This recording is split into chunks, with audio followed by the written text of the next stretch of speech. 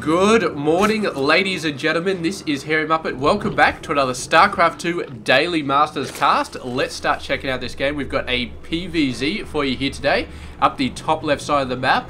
And I don't know why the Christmas hats are on. I don't know if it was from... I don't think it's from this particular replay. I think they just turned them on for my game client or something like that. But anyway, why they did it after Boxing Day, I'm not sure. But regardless, Mr. NesTea, he is 32 years of age from South Korea. Geez, this guy's really old. He's even older than I am. That's old, man. That's really, really old. It's... yeah, okay. He's not currently part of a team, but he was part of the incredible Miracle team up to March this year.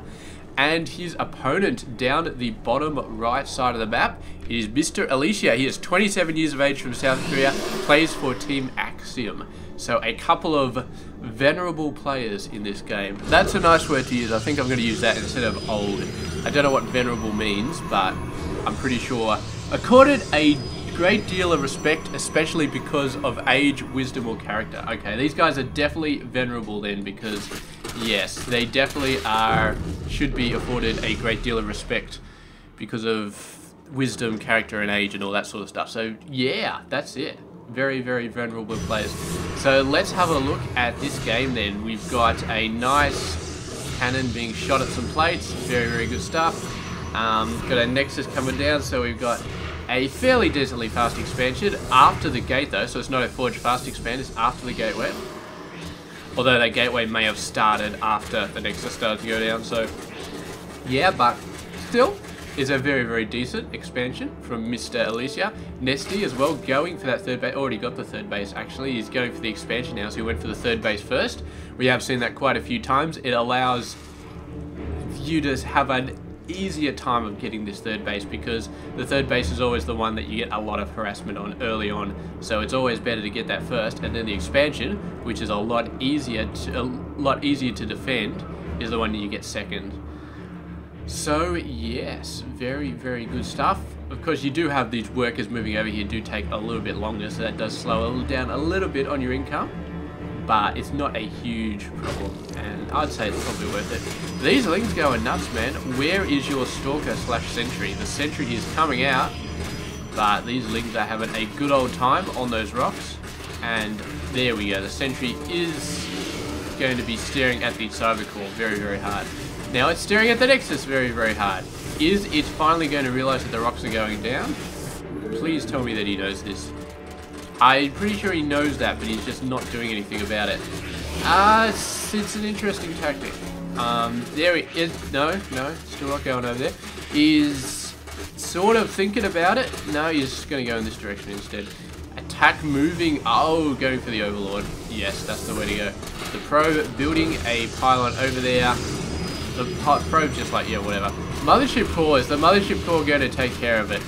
Nope, Mothership core's running. Oh no, there it goes. There it goes, and the lings are like, alright, we were expecting you guys like 10 minutes ago. What the hell have you been doing? Oh, there we go. The ling's finally getting chased off. The Overlord is going to get owned, but it does see the Stargate. Ah, very, very nice. No idea what was being built, probably, although you could sort of see a silhouette inside it, which sort of gives you an idea.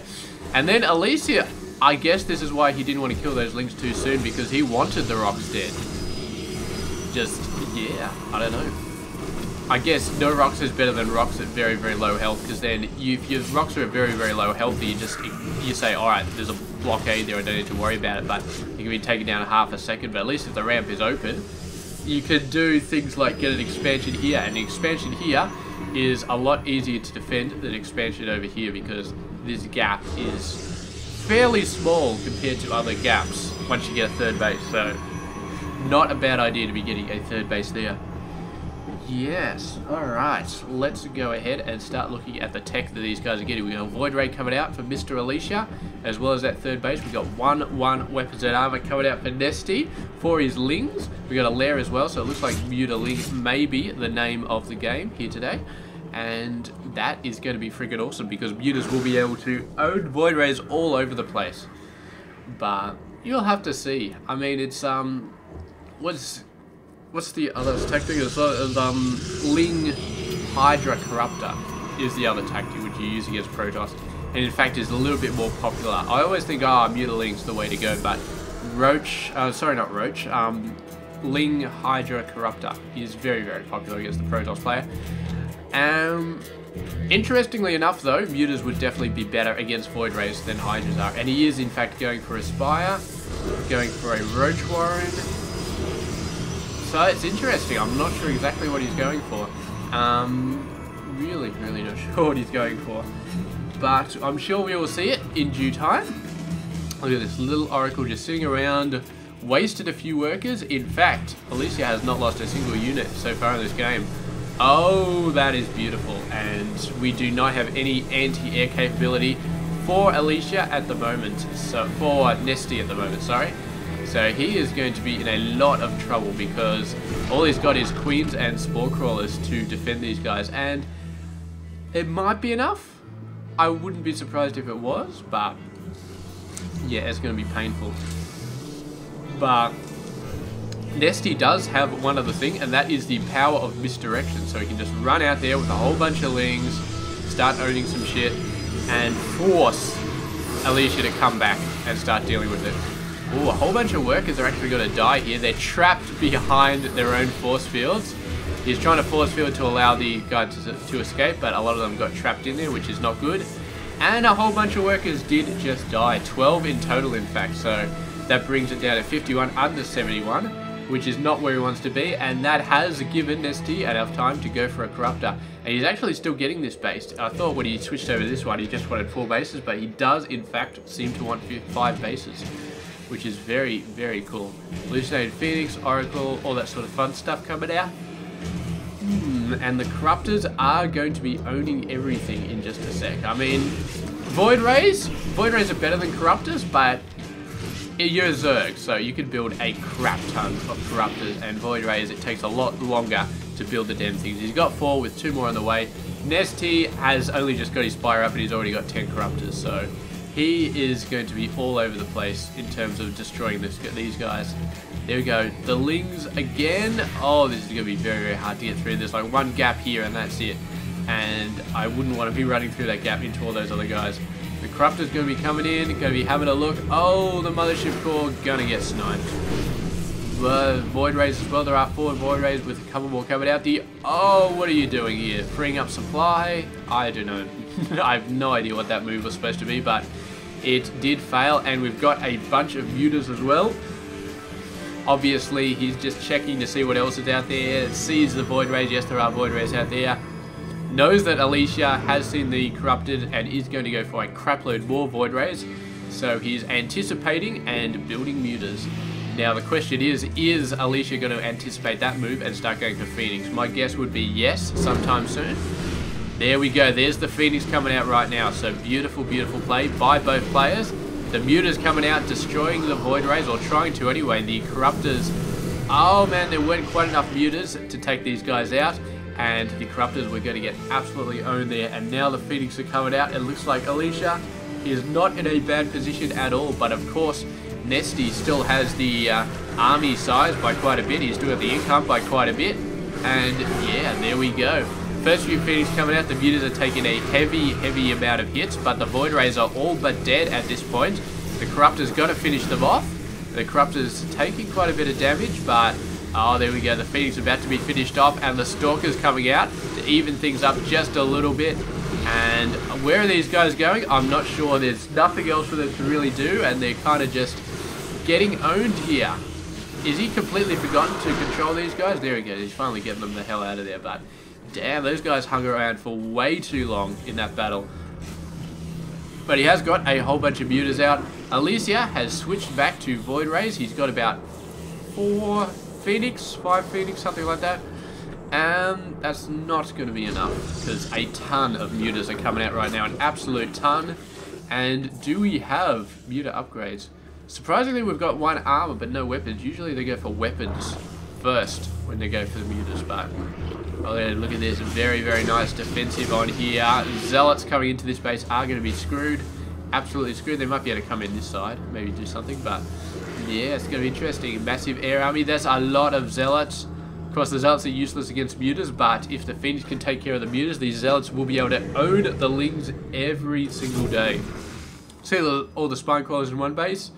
thinking about going to the other base. And of course he can get massively flanked if he goes to that other base, so we'll have to see what he does. If he had some Colossus or something, he'd just go up on the ramp here and just start owning everything, but now, maybe not going to happen. So here we go, the main army coming in, they're just jerking in. They've already been flanked, but they're running back at the flank, so they've maybe got enough to deal with that. And so many zealots out on the field, man. The Lings are going to get absolutely destroyed. It's going to come down to an air battle here. And, oh, there it is, there's a battle, sorry, I took my hand off the mouse for a sec. Bunch of Banelings coming in, that is awesome. I really, really like that move from Mr. NesTea. I didn't see it coming. Alicia didn't see it coming. Beautiful. Absolutely beautiful. And now it's all about the air, and NesTea, I definitely think, has a superior air army right here. The cannons are going to go down. The Corruptors just chasing the Phoenix all over the place. Doesn't matter if they get shot a few times. Corruptors have so much health. As long as they keep the bad guys away from the Mutas, and the Mutas, yeah, they're doing a pretty good job. I think they got enough to take care of the Stalkers right here. I think they do, yeah. And that's it. Bailey's going to come in, going to start owning everything else. A whole bunch of Phoenix come out, but the Phoenix cannot go anywhere near these Corruptors, otherwise they are all going to die. They're trying to swivel around and get out the Mutas, and the Mutas are just like, yep, there's Corruptors right next to me. It's not going to happen. Phoenix all go down, and the Mutas are going to be left over to take care of everything on the ground. The worker numbers are down 83 under 45, and that's it. Alicia gives the GG. Beautifully, beautifully played game by Mr. NesTea there, and I love the airplay. It's the typical Muta Corruptor versus Void Ray Phoenix. Very hard to do for the Protoss player because the Zerg player can simply macro out so many units so fast. So it's very hard with your Stargates to keep up with the Zerg in terms of production. You have to really work at keeping your Phoenix alive the entire time. You need to get out, you know, those Void Rays and actually keep them alive. And yeah, you need to have other options like the Archons and the Stalkers that we did see Alicia start to get, but it just wasn't enough. And the Banelings, what a beautiful move by NesTea. I didn't see it coming, and it just absolutely turned the game around. Those Zealots could have been beautiful, could have done so much damage. Maybe could have been the equivalent of the Lings in that they forced NesTea to fall back simply because he needed his Mutas to take care of them, and there were so many of them, they were just going to be able to do damage even if there weren't any anti-air units. But the Banelings completely ripped their army apart, and it was just beautiful. So that's it. Thank you very much for watching this game. I do hope you enjoyed watching these venerable players, and I will catch you guys tomorrow with another game. Stay tuned.